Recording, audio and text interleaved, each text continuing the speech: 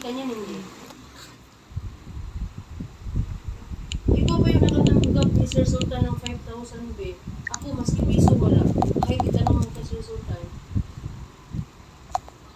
Nakiusap yung kaibigan ko na tanggapin kita. Tinanggap kita. Tapos na nag-apply ka sa amin. Hindi ko alam na nag-apply ka pala sa kabila. Here. Oh my God, under observation. Para makuha yung passport mo. Umayos ka nga, Risa. Huwag kang makina parang ba. Sabi kasi ni Sir Sultan, hindi ka pwedeng tanggapin kasi unfinished ka.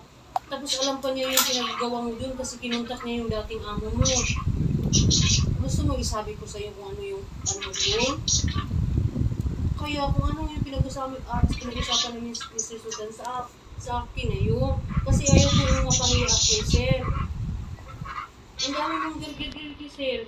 Lahat na pa naman yung conversation ni Sir, alam ko. Kasi sinisend ni Sir. Kaya nga niremove kita sa GC. Hindi ka pa nakaalis, Lisa. Yan na, may nakita na ako. Ano ba yan? Ako, prangka ako magsalita. Hindi ako, wala ko ka ng itago-tago. Prangkahan kagit ka. Di ba, pwede mo ko ni mo gingan, pwede juga mag-back out ka. I-back out juga na mo. Hindi mo yun kasama nga, pagkahuman, saan yung sa kuha? Dinisa ka ng G1? Nabayaran na sila, pwede? Nabayaran? Pangutan na gali si Ma'am Arlene, nabayaran ba siya? Pangutan na gali ko, nabayaran ba? I-chat si Sir Sultan, permitin mo pa-chat ni Sir Sultan. Sir, nabayaran ba si Ma'am Arlene sa ako, ha? Kaya wala ba yung pinapnak ni Sir Sultan na nag-apply ka line agency nga gilukat ka kasi maulawan ka. Matapos ko yung Gadi pinsa ko sa imo ma.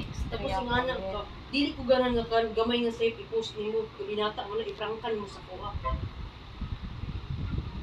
Kasabot ka, Riz? Risa. Nampos lang na, ma'am. Sa lahi man po na nga problema, ma'am. Dili ko ganahan kung naka-problema, kuhanin mo sa kuha.